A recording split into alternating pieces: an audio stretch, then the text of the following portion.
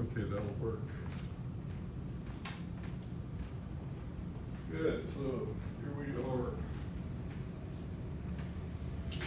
So we have that midterm exam Wednesday. I'm just gonna put a little list up, and then we'll carry on with the residence discussion, and then if any questions come to mind, you guys can ask me. Because there shouldn't be any surprises. So I'll just put this here for the exam. We're looking at 3 or 4 problems, because we only have 50 minutes.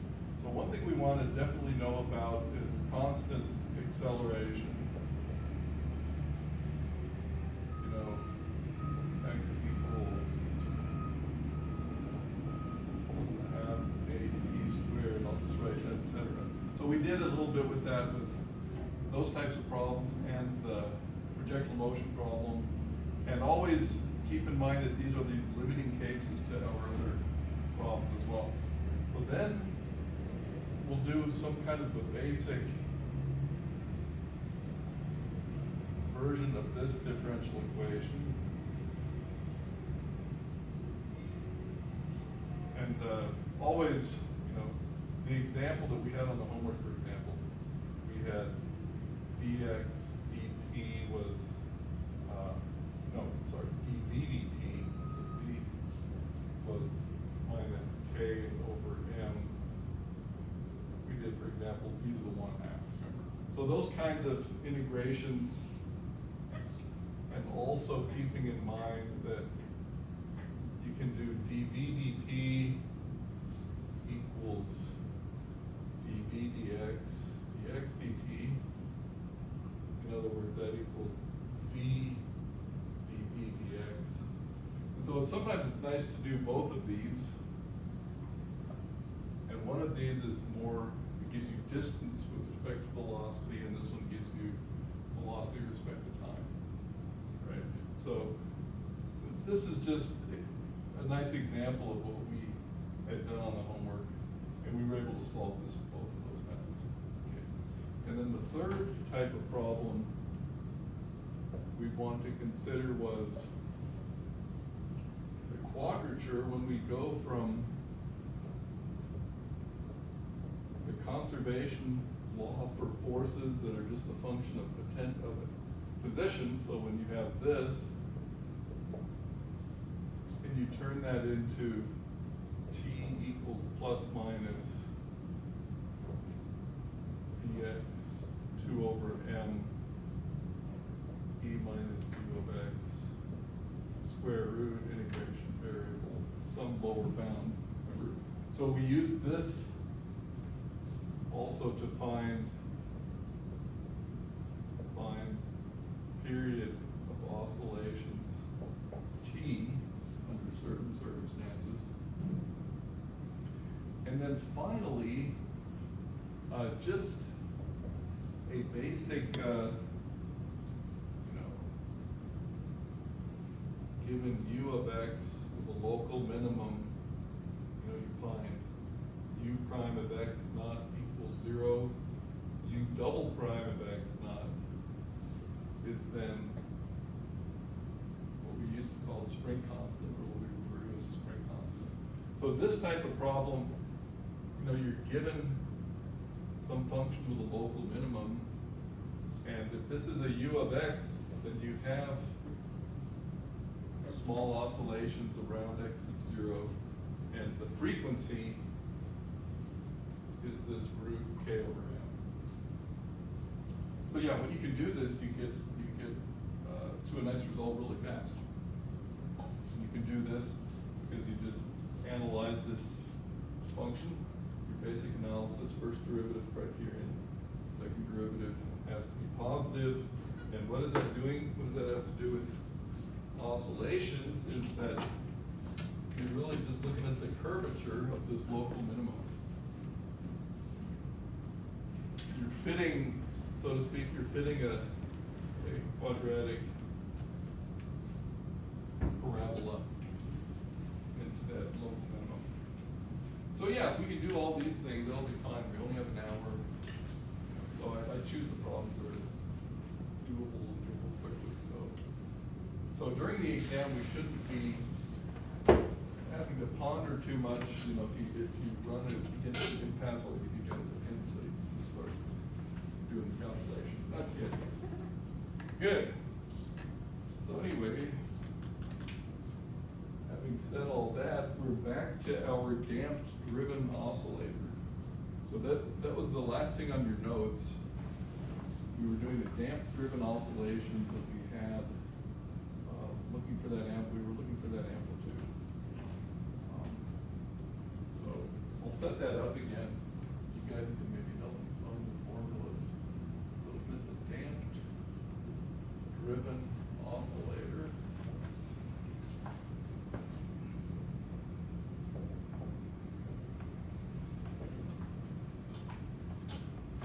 And the differential equation we had, two derivatives, gamma, first derivative omega naught squared x equals f of t over m. And what we decided to use was f naught over m e to the I omega t. So we were driving the oscillator, and it's actually the real part of this cosine omega t, but you just set it up with the complex number and take the real part when you're done with your calculation. And we have the transient homogeneous solution. Actually, let's write it this. I'll just reiterate what we had done. So we had x of t is going to be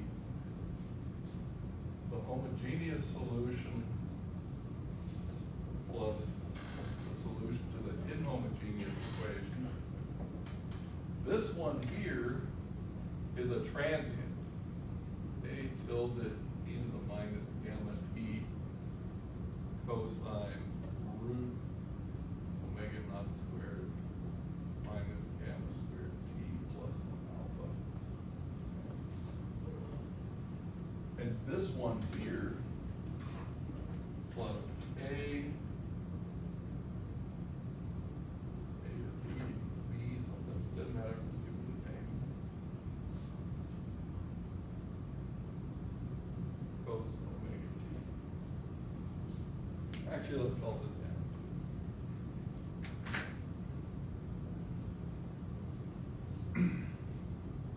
So this is the one that goes to 0 in time. That's why it's transient. So we're ignoring this one because this one goes to 0 as t goes to infinity. And then you're left with this one, and what we're just going to find, and we started to find, all the interesting physics is going to be in the amplitude. So our whole task is to calculate this amplitude. At the moment, it's going to be a complex number.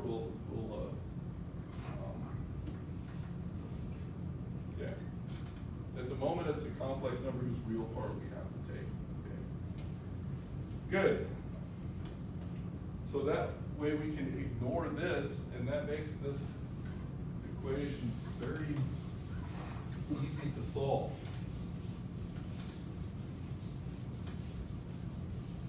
So the claim here is that if you wait long enough, the system is simply being driven with the frequency that or it's oscillating with the frequency that you're driving it with. So I can bring back the old all-time resonance demo, right? And eventually the frequency that this you know, it's one of these oscillators or all of them.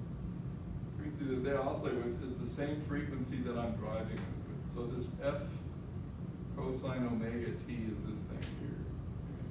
And it's not doing anything in particular, but if I take that oscillation and actually oscillate with the frequency of the natural frequency, then I'm getting this oscillation here. Okay.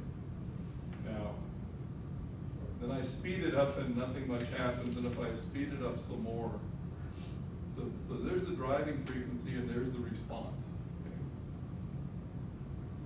Okay. Good. So that's what's going on there for the moment.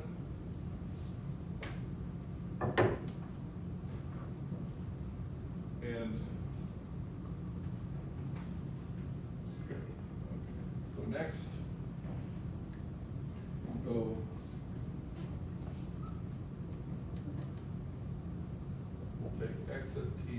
a e to the I omega t into this differential equation here. And what we found was I omega squared, two derivatives, plus 2 gamma I omega for one derivative, plus no derivatives, just omega naught squared, times a e to the I omega t.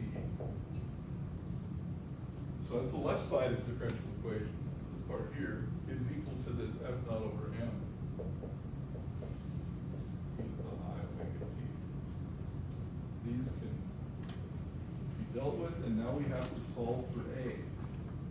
So a is equal to f naught over m, and then we're just dividing by this complex number. This is minus, right? I squared is minus, so I have omega naught squared minus omega squared plus I times 2 gamma omega.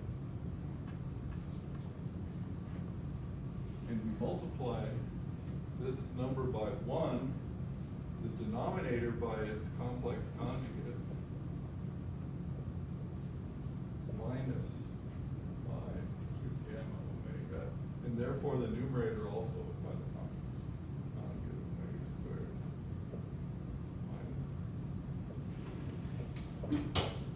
minus by 2 gamma omega. Okay.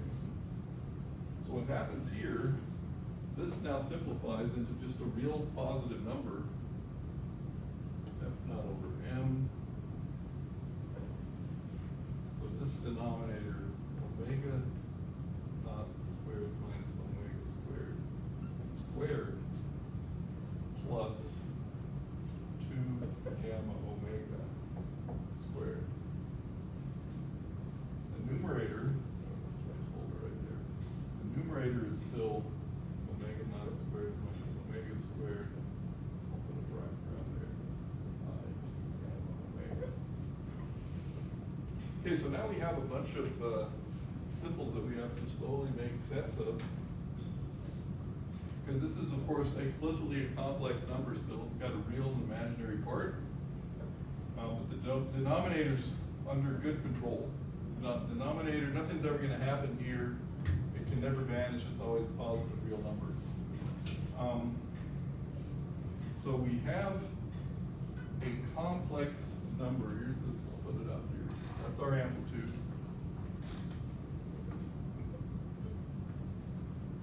Okay, and what we want to do is write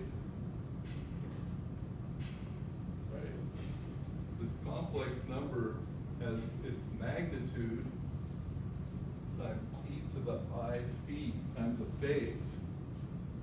Remember, if you're in a complex plane somewhere, and you've got a complex number, that's a complex number, it's got a magnitude, and it's got a phase. So that's what we're doing here. Okay? That's what we're doing with this complex number. And we can actually see, I'll deal with the phase first.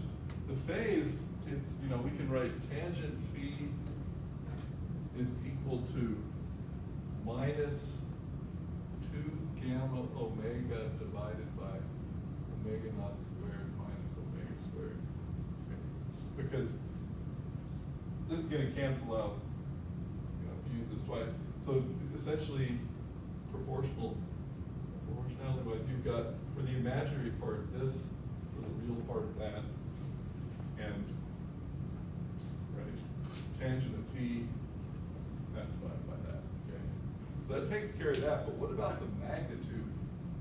What about the magnitude of this number? That's not so bad either. Let's make up a little room here.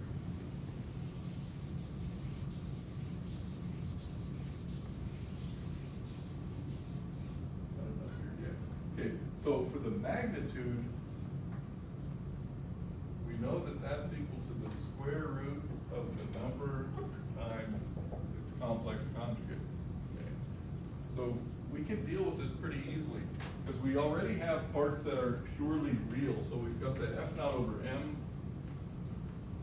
We know we're gonna have the F naught over M at any rate, and that denominator too is gonna remain unchanged. Omega naught squared minus omega squared plus 2 gamma omega squared. So what we're really doing is taking this numerator times its complex conjugate and the square root. So I'll do the square root of, back here, this times its complex conjugate, which is just that denominator. Okay, it's the same way I got that denominator, whether I had the plus or the minus I there.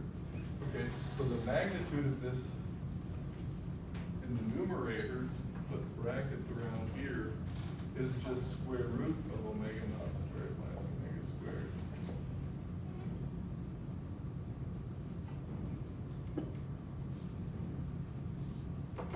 Forgot the squared on this one, squared.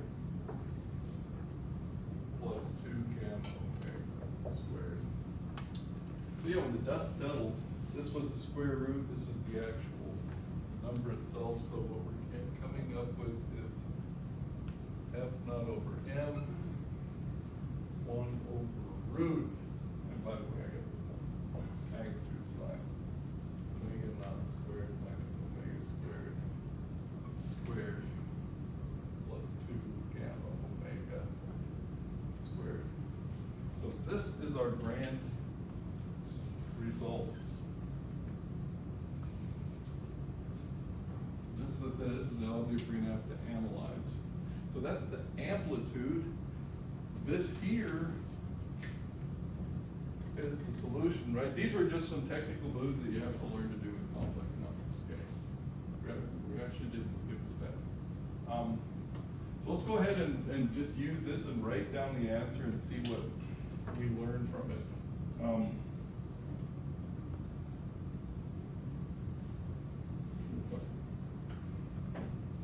So we want to take the real part now. So this is the complex, this is complex, right? This is complex, this is complex, but we want the real part of x, which we're also going to name x. Okay? But the real part of x is the actual physical solution. So let's put this all together. I have this here, I got an room right here.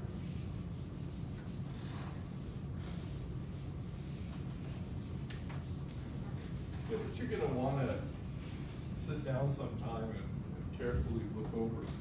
So the real part of x sub t, this is the actual physical solution that we were looking for.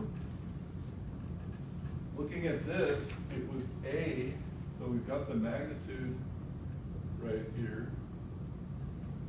I'm gonna write that out. Once again, omega naught squared minus omega squared squared. So there's that magnitude. This e to the I phi could be multiplied up onto this. Let me continue with this thing. You guys may want to actually write this out. We had it last time. That's a e to the I phi e to the I omega t. A e to the I omega t plus phi. Okay. So when you finally go to the cosine, the real part, you're taking this and the cosine of e to the I omega t plus phi. So F naught, I'll put a 1 here, and then cosine omega t plus phi, and I even have the tangent of phi down here. So now we have, and that's that phase relation. Remember, well, I'll show that in a moment. Here, put a box around this. So this is what we came to see. And we gotta make some sense of it. So yeah, it's just oscillating with the frequency you're driving it with. So all the interesting physics is going to be right here. So the question is, what does this 1 over square root of stuff function look like if you were to graph it as a function of omega? Right, so we have this cos omega t plus b. We already know what this does. What does this function here in red look like?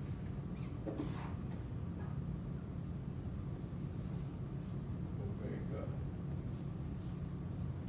Name it star. Anybody want to take a guess? What's its value at omega equals 0? Omega naught squared. Plug in at 0. Yep, you've got Omega naught squared. so F naught over m omega naught squared. M omega naught squared is the spring constant K, right? F naught over K, that gives you a displacement. So at a 0 frequency, the whole system is just displaced somewhere. Okay? So that's physically meaningful, right? So it has some value here. Now, as omega gets larger, what happens? Specifically, what happens to this part? It gets smaller. It gets smaller until it vanishes. And this then has some, in fact, when omega is omega naught, this is omega naught. And you may or may not, well, you're not necessarily strictly at the maximum, but you're going to be around a maximum. And as omega gets really large, so you're, remember we're dialing this, oscillator up. As omega gets really large, you've got an omega to the 4th that's going to dominate everything, right? It's going to dominate this omega squared, it's going to dominate this omega naught to the 4th. So that means you have 1 over omega, square root of omega to the 4th, 1 over omega squared, and you're just going to do something like that. Couldn't it go down and start going up? You mean going up again?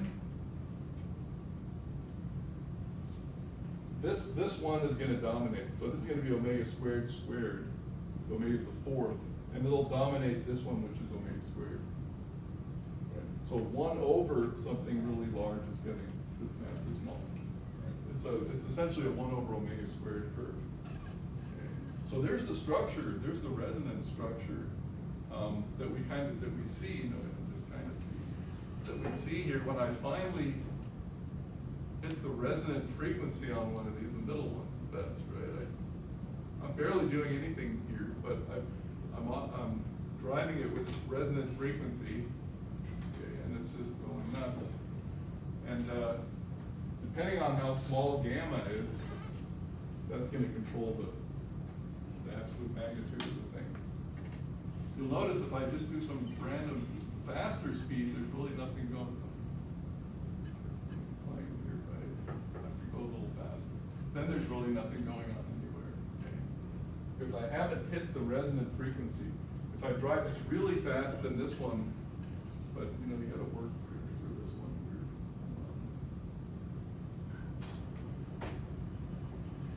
So you can drive that one. These are really not responding, okay? So this is what you're seeing here with this curve. That's why I said all the physics is in here. All the interesting physics is in the amplitude curve. Good, I'm going to add a homework.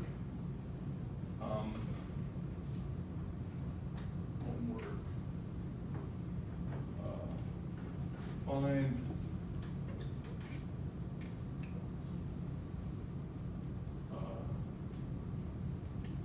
omega such that d amplitude. Actually, we didn't have to call this star because I didn't want to rewrite it. That's just the amplitude. Right? It's called the amplitude omega. D amplitude d omega equals 0. So I want to locate this one. It's not exactly omega naught, it's close to it. Okay. The resonant frequency is close to it. So you just take a derivative of this and solve for omega that makes the derivative of this thing vanish. There's no big deal. But it does play a role. Okay. Good. So that's called amplitude resonance. So this whole discussion we just had here, just to put this in your notes, amplitude resonance.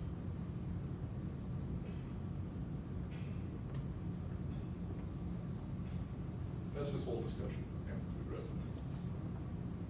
But there's another kind of resonance. You guys heard of these terms before? The next one I'm gonna talk about.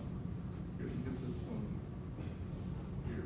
So yeah, we're gonna put a heading on all of this stuff. This was the amplitude resonance discussion. And you can see, there's a lot going on here. In fact, yeah, before we leave this, what if gamma, what does this function look like if gamma is strictly equal to 0? Let's graph that before we move on. Gotta make sure I keep the course up. Yeah. The cosine bit in taking that derivative. I'm sorry? The cosine, we mean tweak out the derivative. No. Good question, yeah. We're only doing the amplitude function when we take the derivative. And this is the amplitude here, right? This thing, square bracket, right there as well. Okay, yeah, the question is, what does this function look like when gamma is strictly 0? So the undamped oscillator, that's the sort of that's got to be a limiting case of what we've done.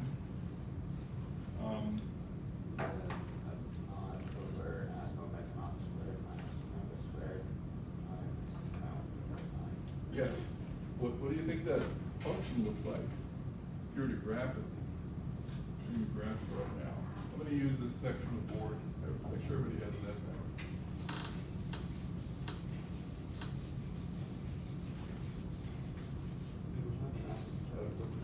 Yes, exactly. It has there's a point where it diverges, and so let's call this amplitude of omega with no damping. And you can see at omega naught, this thing diverges. So you have something like this. So you have a divergent function. And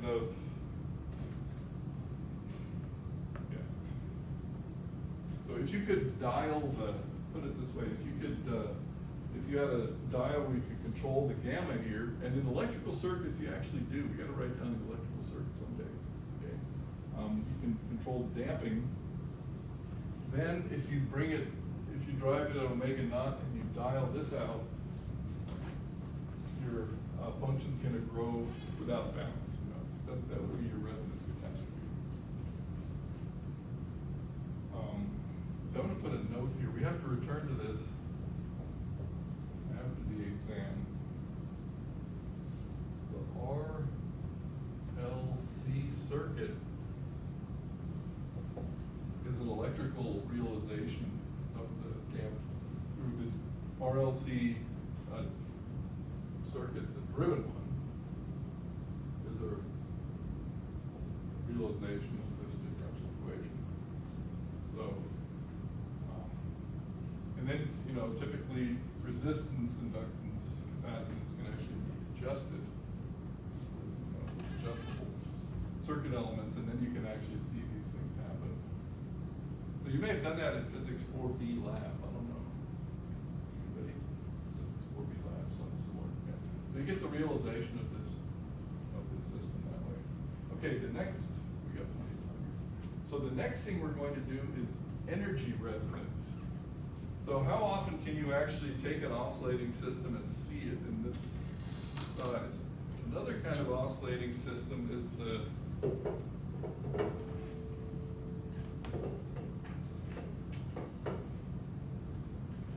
and that makes a sound.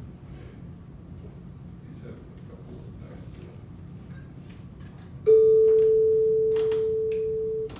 right, so these both have about the same frequency. So what I'm going to do is this. We'll carry these around. So I'm just going to hit this here. And then I'll stop that, and you put your ear to that and see if you can hear it. That's the resonance, okay? See? Proof. So that's resonance, and this is the kind we would.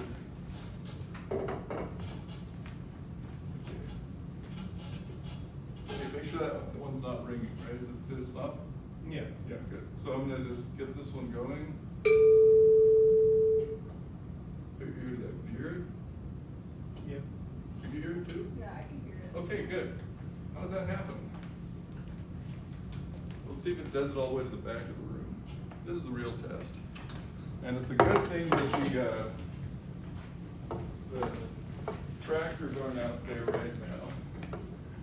Lucky. Okay, so.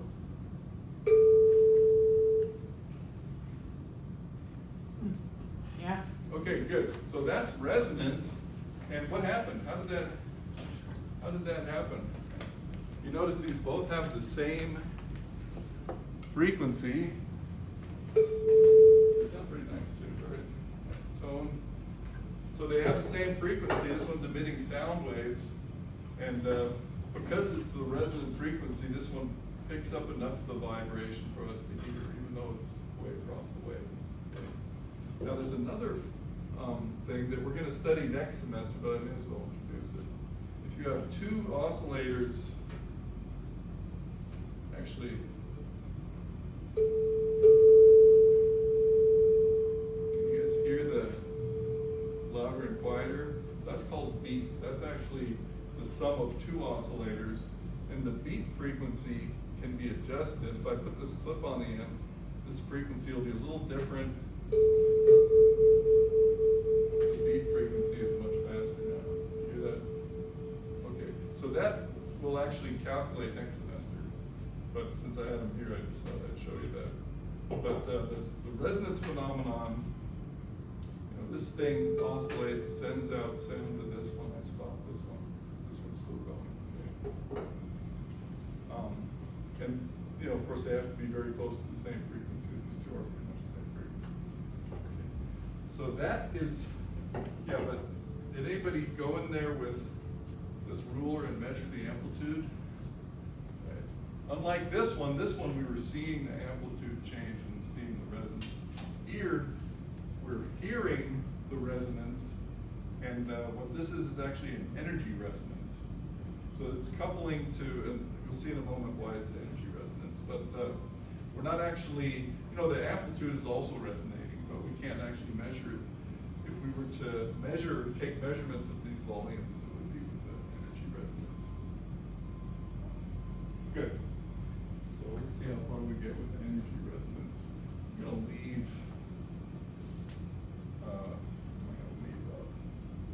I'll leave this up here. That's not back. And actually, I'll leave here as well, X, T, A,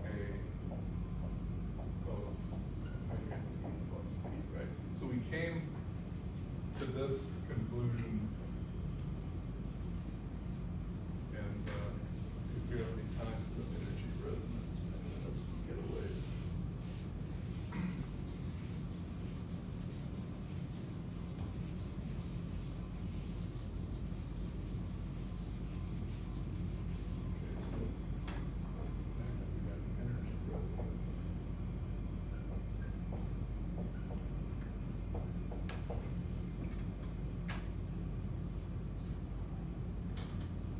Idea, I should say one more time, when you're hearing this, when you're hearing this thing is rebroadcasting what this one did here, okay?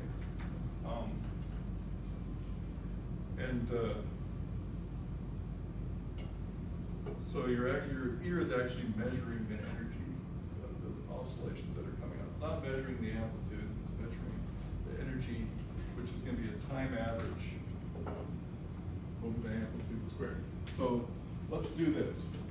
We want the energy, which we know is a half m v squared, a half kx squared.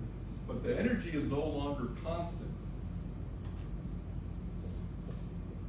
But E is not a constant. because, these are functions that are oscillating in time, and you no longer have, m omega squared equals k, because this, say, because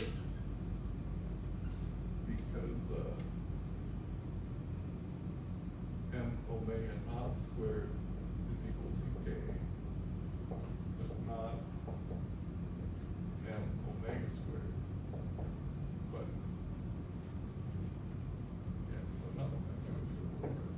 So what we're going to do is calculate the time average.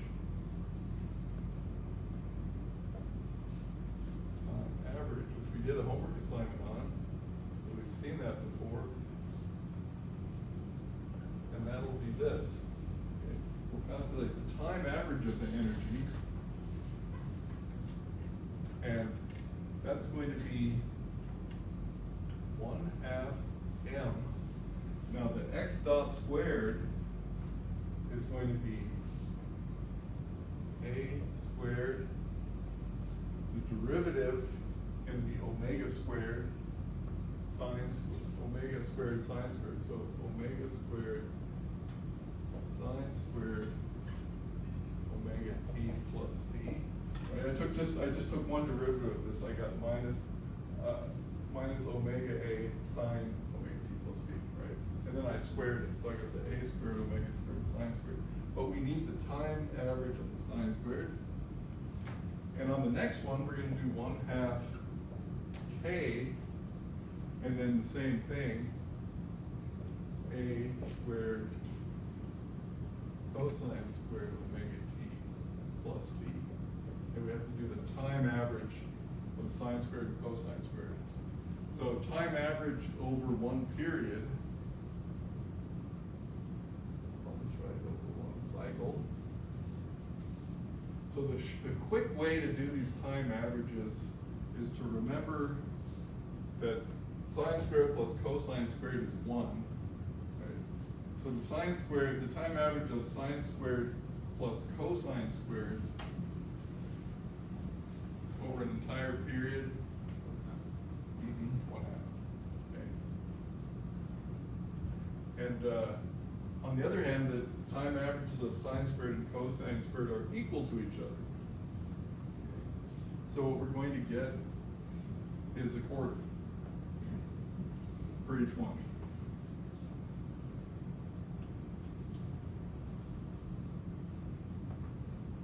So I'll just put here, recall time average of cosine squared and sine squared. Those are homework problems, so cosine squared and sine squared over one period. T. Right. Time average is 1 over t by 1 over t integral 0 to t back over t sine squared omega t.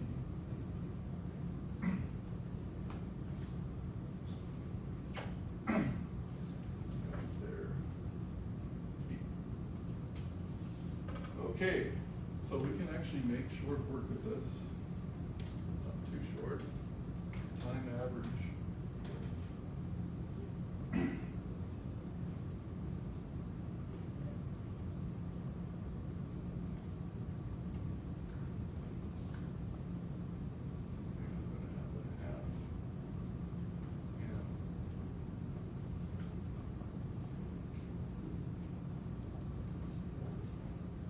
Plus that half. Okay.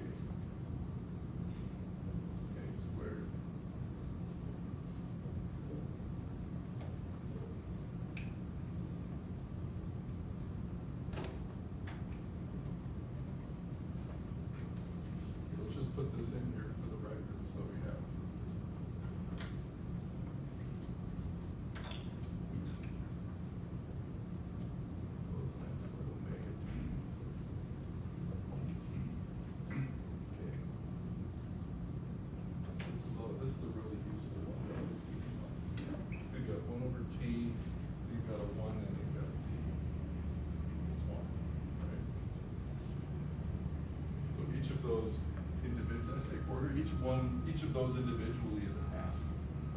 Okay. Time average of the whole thing would have just been one over t, but each one individually would be a half. So we have a half here and a half here. So now we have to go into this again. And I can erase that. Okay.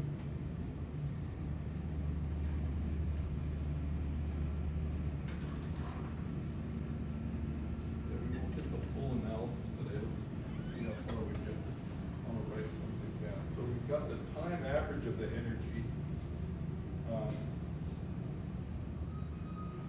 I've got 1/2 times 1/2, so I've got that 1/4. That omega squared K. I'm sorry, this one? It's not, because it's the driving frequency. So that's what I made that note over here, right? That's the reason the energy is not constant. Otherwise, we would be able to say the energy is constant. So, yeah, this is not, yeah. So anyway, let's see what we have here. We're squaring the amplitude, so we've got F naught over M squared. And then we've got this denominator in both of them. So we have omega naught squared minus omega squared squared plus 2 gamma omega, the quantity squared. And we have m omega squared plus k.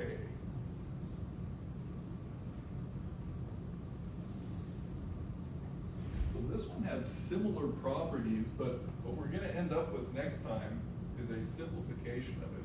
For the moment though, let's notice that it has that similar feature. If gamma were 0, okay, you'd get something diverging when omega not equals omega, just as before. Okay. And as omega gets really large, you've got omega to the 4th here, omega squared there, so you've still got 1 over omega squared, and it's going to do that. So very qualitatively, it's going to do something similar. Some similar type behavior is going to have that resonant frequency. But there's a nice simple way here.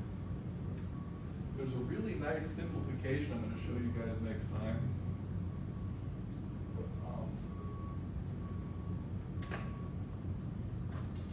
But yeah, that'll take a little more. So this is a good place to stop here. This is the time average.